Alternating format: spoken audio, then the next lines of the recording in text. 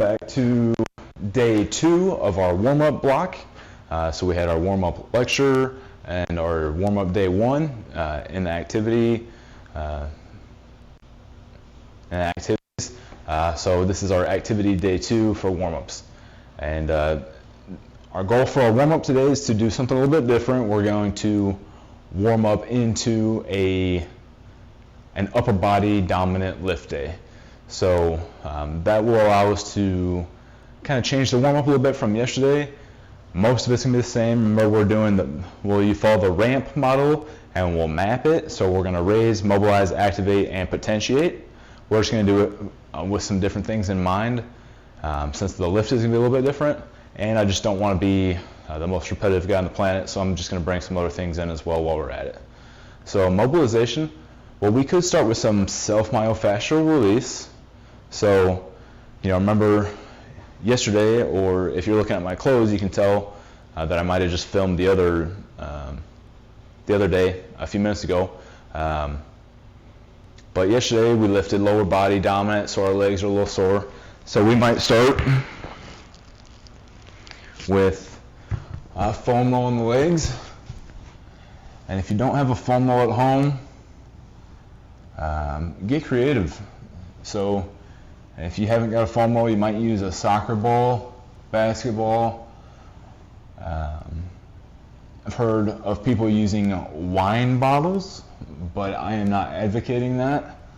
And so if you end up using a wine bottle and you cut your femoral artery, it's not on my conscience, but really just kind of something that's comfortable to help us massage the muscles as we please.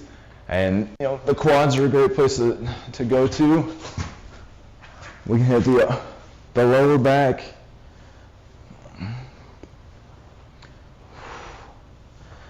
And there's a few different strategies to foam rolling. If you're going to upper back, either put your arms out to the side or across your chest. That helps get the scapula kind of out of the way so you can access more muscle. But with foam rolling, I'm just kind of casually doing like 4 or 5 inch kind of back and forth right now. I'm not really looking for anything in particular. Although, as I say that, my right lat's been giving me some trouble lately, so I'm going to get into that a little bit. But as we're foam rolling, kind of the technique that you might want, honestly, just kind of go slow. You're looking for spots that talk to you a little bit, that are a little bit painful, kind of like a good sore. Once you get to a spot like that, you want to pause on it just a little bit longer than usual and let that pressure seep in and see if you can kind of break up that tissue a little bit, and then move away from that hot spot to the tissues nearby, work those tissues, and come back to that hot spot. But there's research and there's opinion on several different ways to do it, whether you want to be going fast, if you always want to be flushing and brushing towards the heart to boost circulation and delivery of fresh nutrients from the blood. But you have all kinds of toys, and honestly, on an upper body day, what might be better than a foam roll is just a lacrosse ball. And so we might take that and be working the pec, and you can go, kind of herky-jerky like this, all fast. You can slow it down. You can do a power assist with the other hand.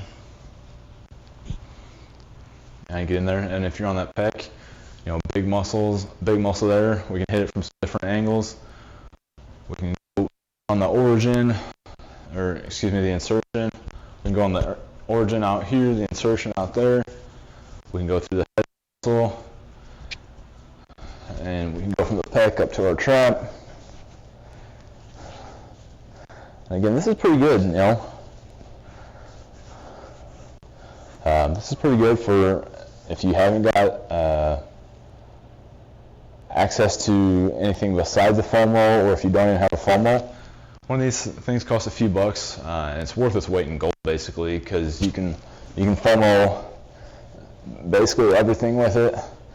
And I don't have a super convenient spot to go up against a wall right now, but most of this you can do up against the wall, and honestly, that's not a bad way to kill 15 or 20 minutes after a lift, or before it. And remember, with this foam rolling, we don't want to do it necessarily right before our performance of our training or competition. But if we're doing this before we get into the rest of our warm-up and before we kind of get into some dynamic work, nothing wrong with that. That should not hold us back too much. But I would just not make this the bulk of my foam rolling as a pre-lift activity. I kind of come in here, I'm going a little bit faster than I would if this was post-lift.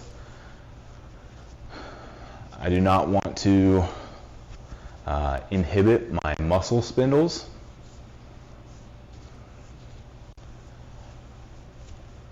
I may want to inhibit my Golgi tendon organs.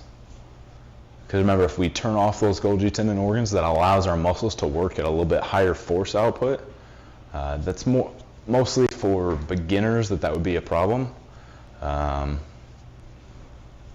far as the GTOs. But I would say, again, our foam rolling, our pre-workout foam rolling is more about feeling good and maybe just kind of like going from thinking about work or relationships or whatever it is to just kind of getting in the mood to do our training and kind of get your mind right. So it's got a lot of physiological benefits, but also the psychological benefits of just doing something that's not too mindful, but just kind of gets you going. And honestly, my muscles are actually kind of getting warmed up a little bit just from actually performing that activity.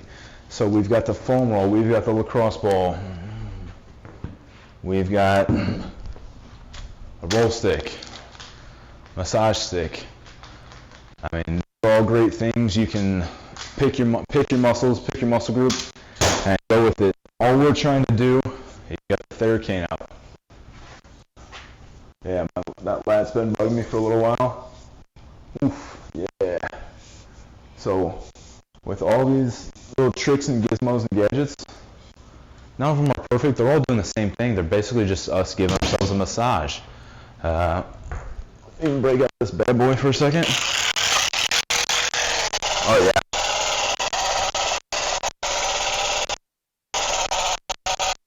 Massage gun, whatever it is, it's just about taking care of your body. And in this pre-warm-up phase, all that myofascial release is about really feeling good. And you're always going to, if I'm going to put that in on warm-up, I'm going to put that kind of first. And that way it gives my muscles and my body a chance to reset and get activated and potentiated. So I would not do that right before my performance portion of a day. But if in this warm-up setting, you can start with it. I've never really seen too many issues with that. All right, so we are upper body dominant today, but we still kind of use everything because let's say it's a bench press day. Even when I bench press, I want full body activity. I want to, and we'll talk about this more some other time, but I want to be planted into the ground on my feet, up through my hips and my upper back into the bench. So we're still going to do some hip work. Like let's say, I skipped our raise block. So we did 5 minutes of jogging around. If you're at home, you're jumping rope, you're chasing the dog around or chasing your kids if you're a parent, whatever it is. But we did 5 minutes of activity. And then we did some of the foam rolling, the self-myofascial release like we just did. Now I'm going to stay in that mobility block and we're going to start hitting our hips, okay? So again, think about Mike Boyle's joint by joint approach. And our bottom joint today is going to be the hip. We're not going to worry about our ankles, but we'll start at the hip. And a good one that's going to challenge your range of motion, but also challenge the muscles, would be an 8-count fire hydrant. 1, 2, 3, 4, 5, 6, 7, 8-count fire hydrant.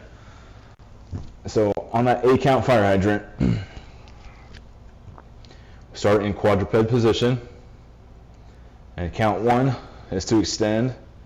Try to get that heel to ceiling. Count 2 is to rotate, keep the hip back there. Count 3 is to bring it out to your side for that typical fire hydrant position. Count 4 is to relax it underneath. Count 5, send it back to that fire hydrant position. Count 6 is to return it behind you. count 7, heel to sky, count 8 is to return it underneath you.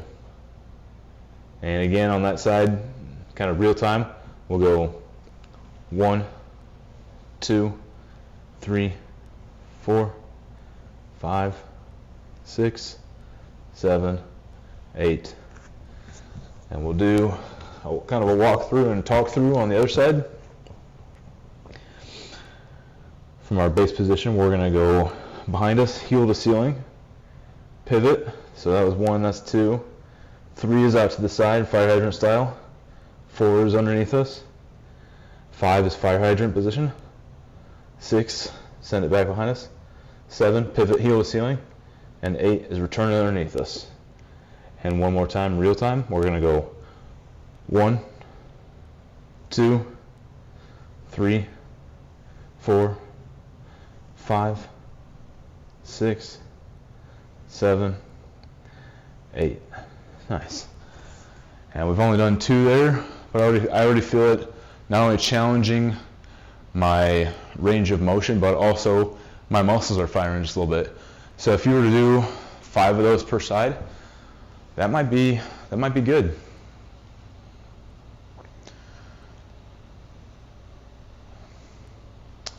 Then back to that thoracic spine again, and we kind of did a little bit of, we did a handful of them yesterday or in our earlier video,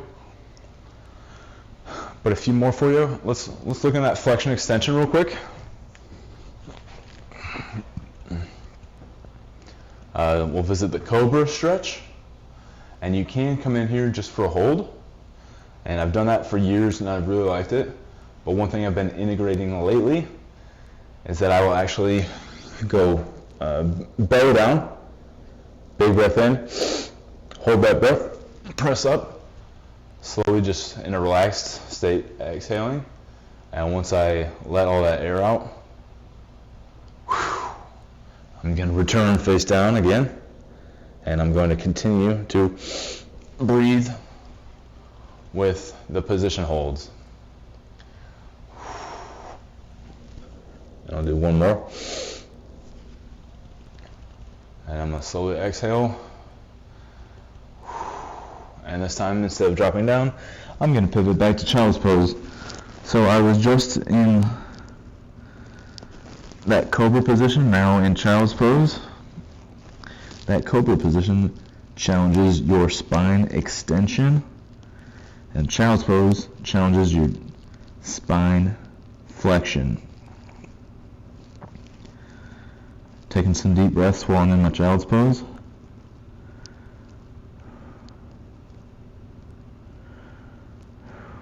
And as you can see, I'm not really working through here, so this is more like flexibility training, not so much mobility. But that's all right. Sometimes there's a blend and there's a lot of gray area. They are going to overlap quite a bit. But one that is definitely going to be mobility would be I take my half kneeling position here, and this would be a half kneeling T-spine stretch. And once I'm in this half kneeling position, I'm going to take my opposite hand onto my front knee. So my left foot is out front, so my right hand is on the outside of my left knee. I'm going to take a deep breath in, and I'm going to turn and rotate, and my eyes are going to follow my fingers, and I'm exhaling and I'm reaching back behind me. Once I run out of air, I'm going to return and reset. I'll treat myself to a couple of regular breaths.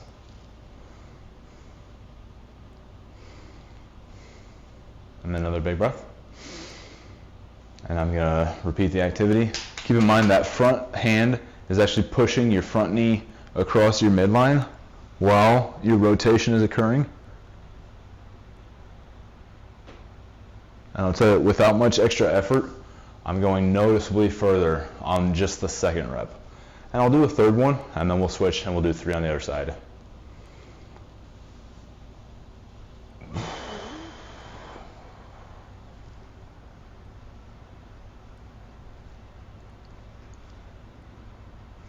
Nice. We'll switch it up.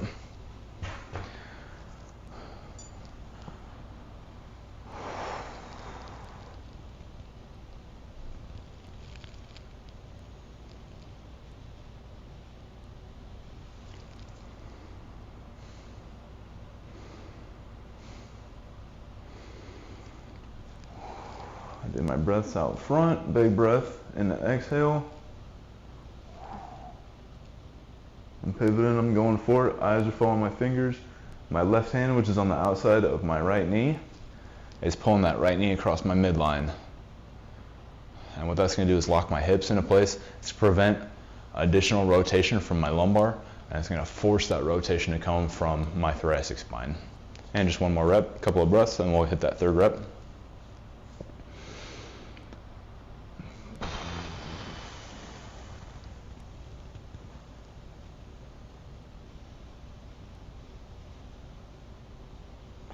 And good. So that's your half kneeling T-spine stretch.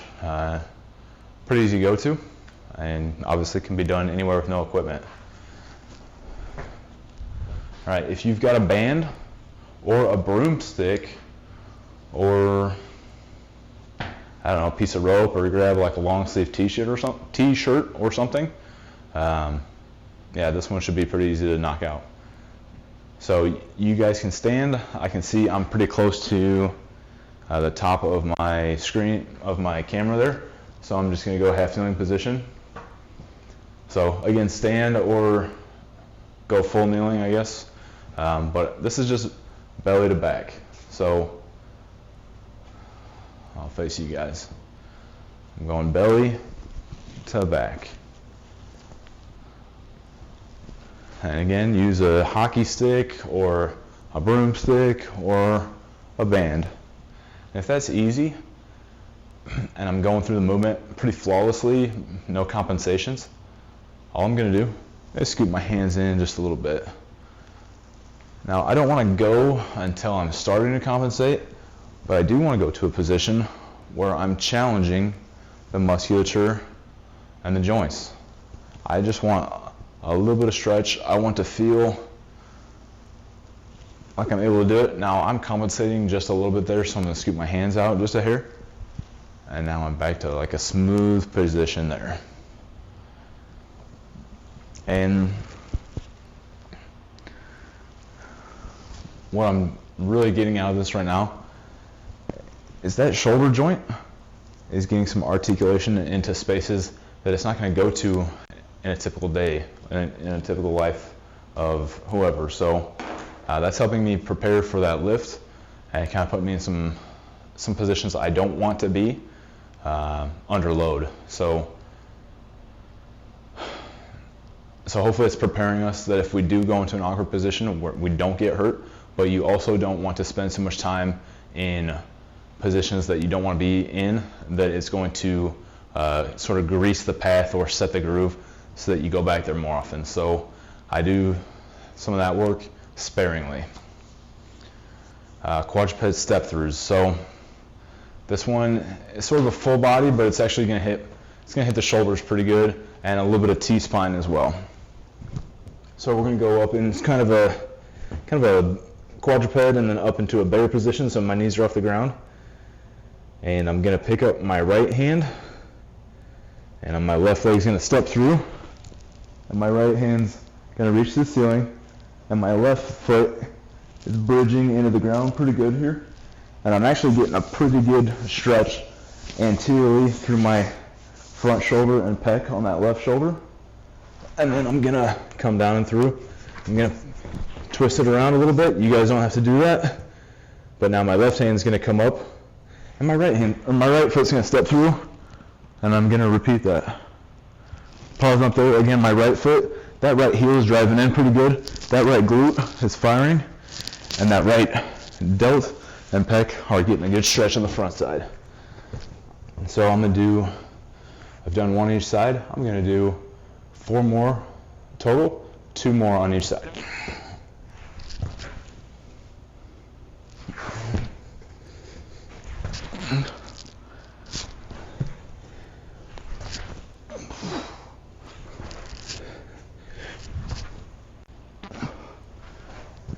Again, know your population. That one's kind of a fun challenge, but it's not appropriate for everybody. Watch out for your geriatric population, your overweight population, or just anybody with a history of shoulder issues. So know your population. Use that one wisely. Okay, so mobility. Whew. Mobility. We hit the hip, we hit the T-spine, we hit the shoulder. From the shoulder, we stabilize the elbow, and we mobilize the wrist. I don't see too many wrist problems aside from probably the biggest wrist problem I see is when people are attempting to rack weight, especially when they're doing a clean. And so a lot of times with the wrist, I don't necessarily do mobility work, but I will do a little bit of flexibility work, especially if I have front squats or some type of clean that day. So for me, that mobility is essentially a static stretch. So I'm going to go quadruped,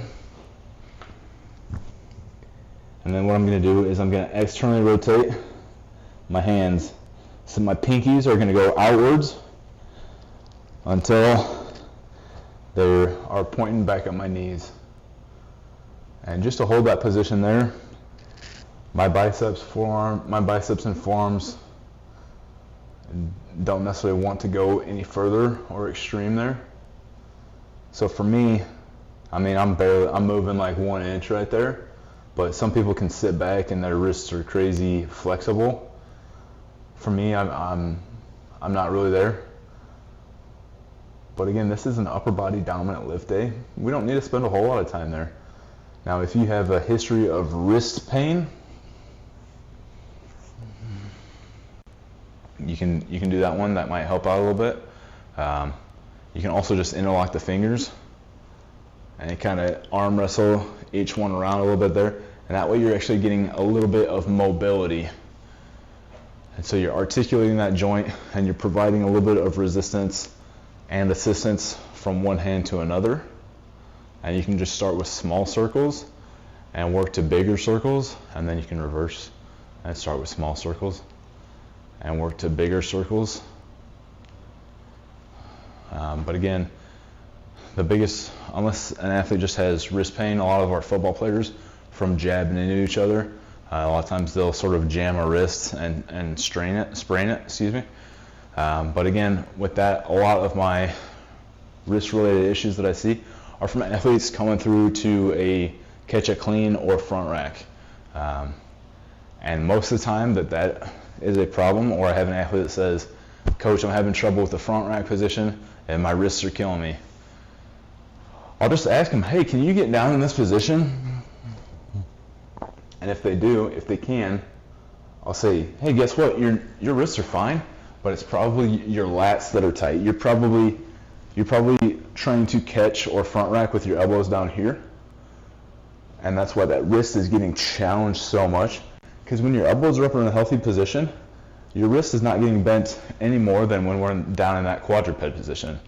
So if you have athletes that are struggling to get that bar up on that front rack position, there's a chance that it's some wrist flexibility or mobility. But 90% and more of the time, it's that lat is tight. And that's a different ballgame. So we can do assisted stretches there. You can have them do that prayer stretch that I did. We did that the other day during our testing and KPI lecture. I got down on the bench and did that prayer stretch real quick. But yeah, you'd want to do lats. You could spend more time foam rolling the lats, like I was doing today, because my right lat's bugging me just a little bit. So that's just a little bit more about me. But okay, so we mobilized. Now on day one, we had that lower body dominant lift. So we mobilized the ankle, then we mobilized the hip, then we mobilized T-spine. Today's more of an upper body lift. We mobilize the hip, we mobilize the T-spine, we mobilize the shoulder, we mobilize the wrist. So we're taking care of our mobility pretty well here. How about our activation? So we also need to sort of stabilize and get some muscles firing to help boost our performance, right? So how about for core? Yesterday we did the McGill 3, And you can do those anytime you're going to go out and be active, or you just do them as part of almost your daily routine, especially if you have a bad history with low back pain. That's just a thought there. And again, it's something that's helped me out tremendously. I went from semi-regular lower back strains and tweaks to almost having no issues, and that Miguel 3 was really a cornerstone in the timeline for when I kind of made that transition. So core work, we're going to do just a couple other movements today. So for stability,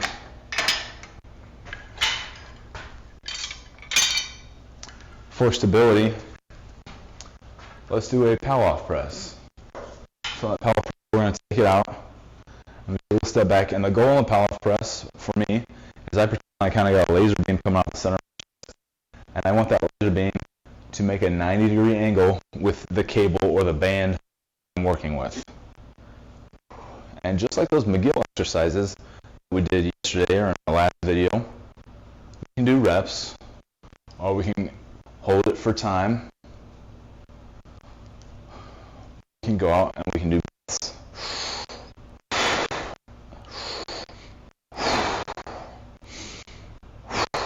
And just like I told you guys in our last video, I've really been on kind of a breath kick lately, is that I am counting reps on a lot of things, but if something has the option to be stationary and give me a lot of work from it, I'm more inclined to do breaths on it lately. So we can experiment, and you guys kind of find what you're digging and what's working for you. Lots of belly breathing. It is a core exercise, and when we belly breathe, we're activating and innervating more core musculature that is supposed to be doing breath work anyways. And what it also does is it helps support and protect our lower back. So we like it a whole lot for that reason as well. So that's our Pallof press. And if you guys don't have a band or a cable and you're at home for whatever reason, you can go up, kind of like make your prayer hands and go up to a partner, and they're going to twist into you. You guys are facing each other, and you guys can just kind of like push into each other a little bit like that, and that's going to be kind of fun and very challenging. Or go up against a wall and do the same thing.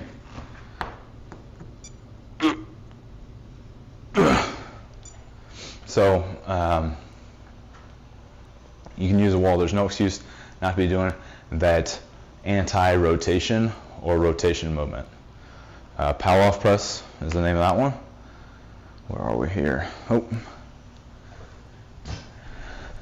And I think, again, we don't necessarily want to be doing a whole lot. The bulk of our core work, we don't necessarily want to be doing crunches or sit-ups, but we can have some movement, and we can do some sort of movements that kind of gives that feel like we're going to be looking good when we go to the beach. So there's nothing wrong with that. And we all kind of know the Russian twist. That one's all right. I also like the German twist. Outside the booty, outside the opposite shoulder. Do all your reps on one side, drop it, and hit the other side.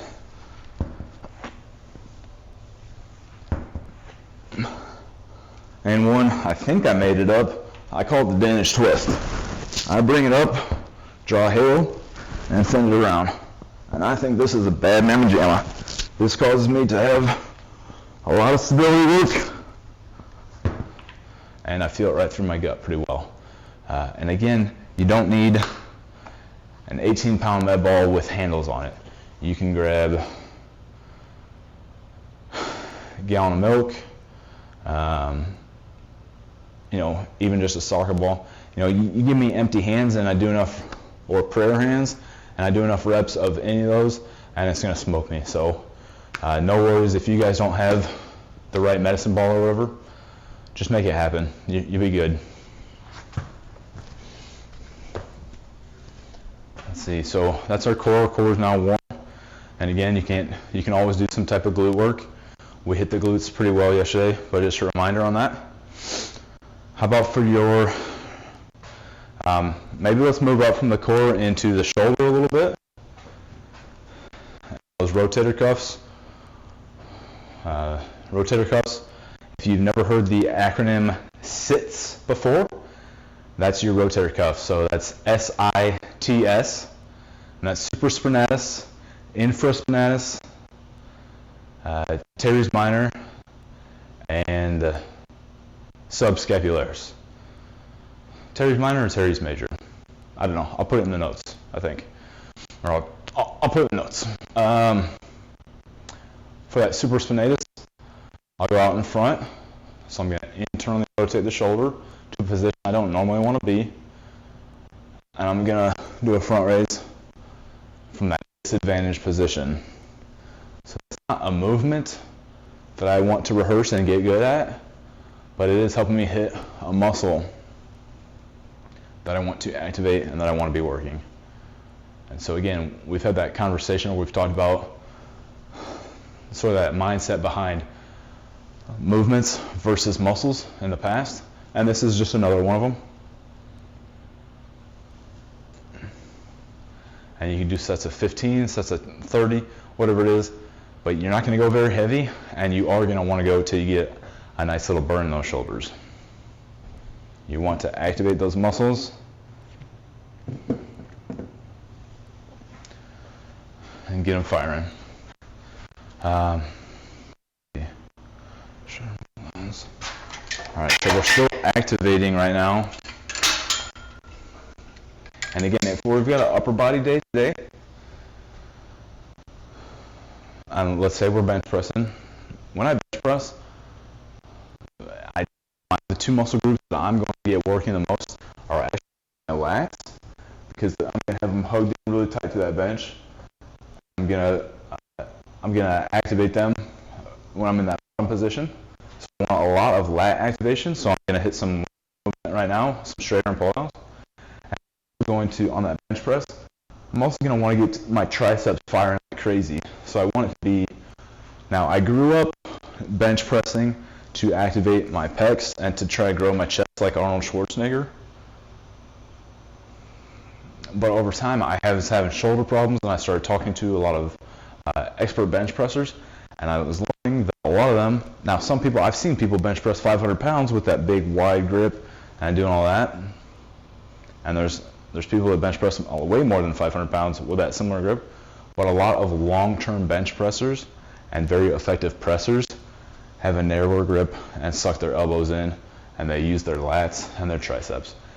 And from spending so much time coaching football, and I know a lot of those guys that are jabbing each other, you actually don't want to be jabbing out and using the chest like that. So a bench press like that, not super effective.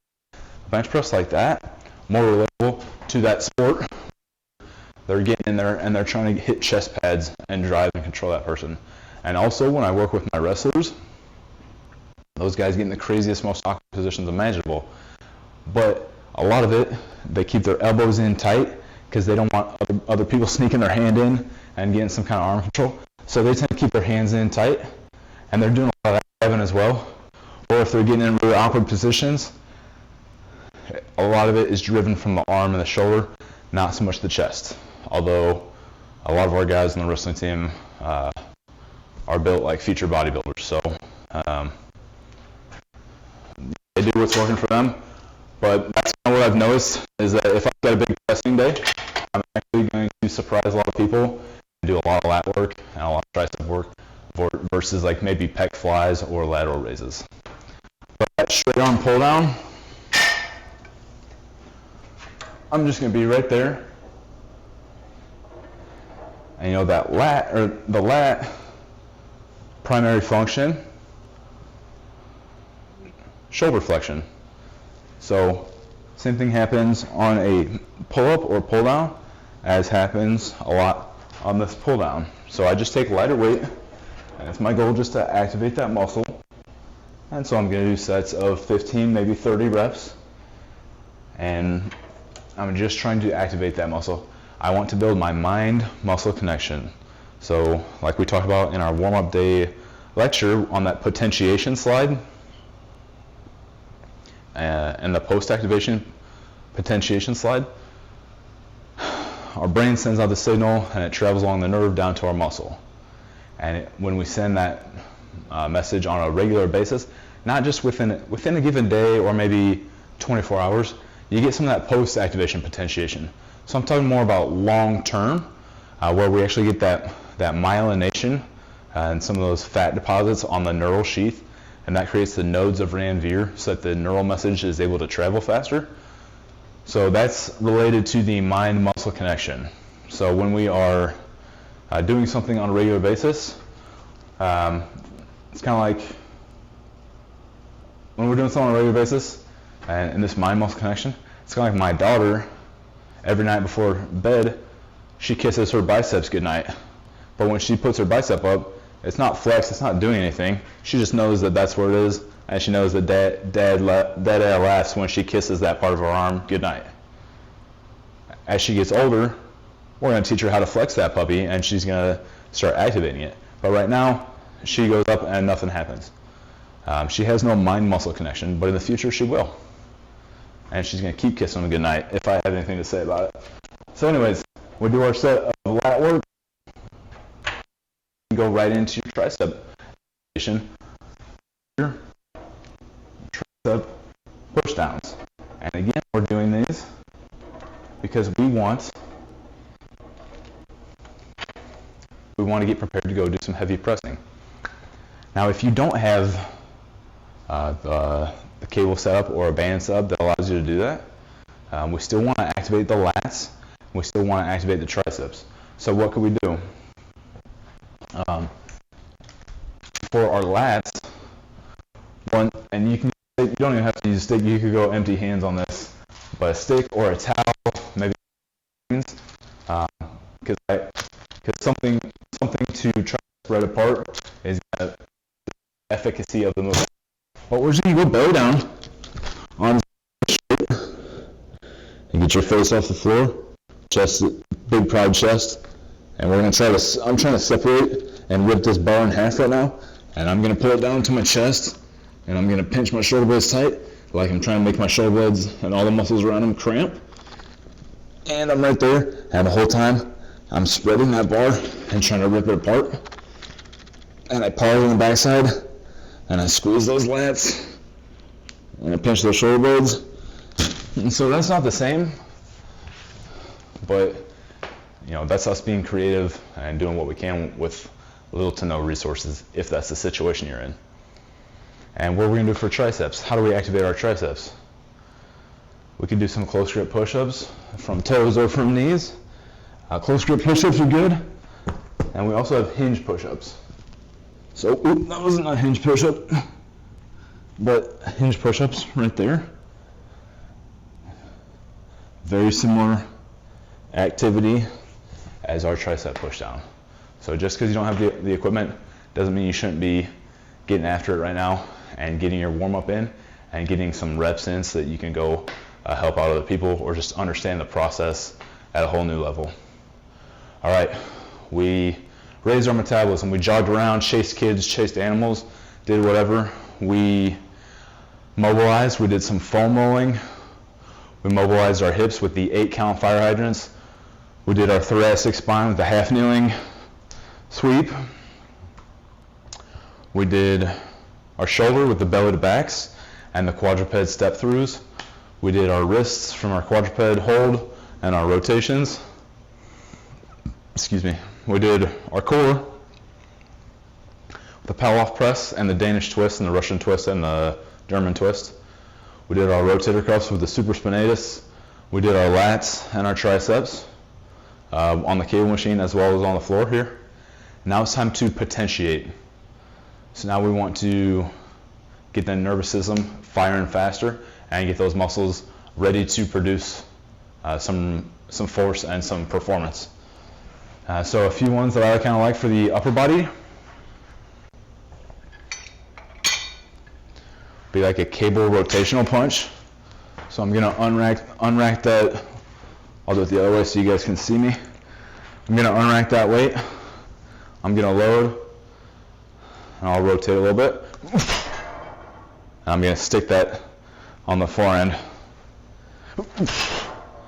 So I'm getting a little bit of everything here, not just upper body, because I'm driving off that inside or that back foot. And my core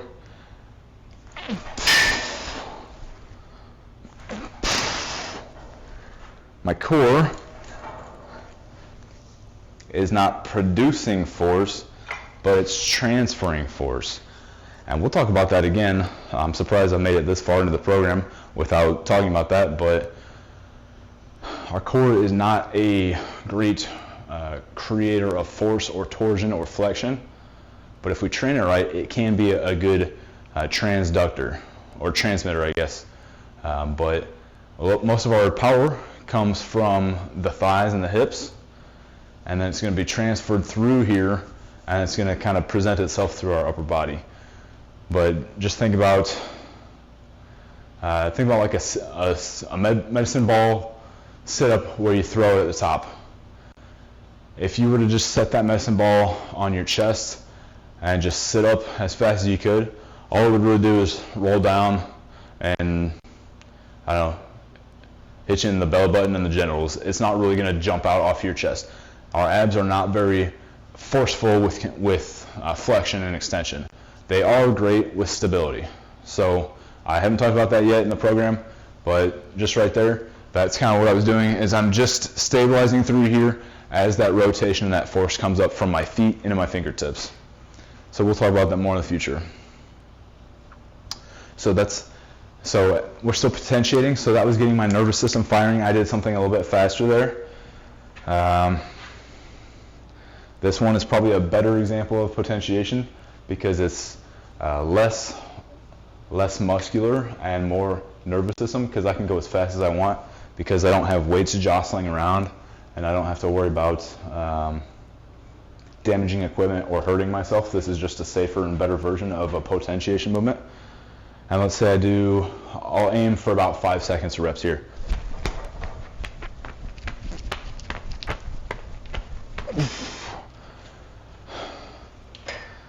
I don't know how much back action I was getting versus bicep action, but my goal there would be to work some of that scapular retraction. Just like yesterday on day one, I was up in front of the camera doing some scapular retraction.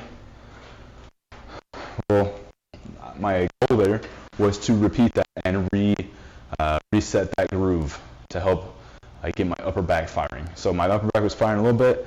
I noticed on the last couple of reps I started my armpit and doing a little bit of bicep curl. So now that's form on my part. And if you haven't got a band and something you can fix it to like that, and you haven't got a cable to do that,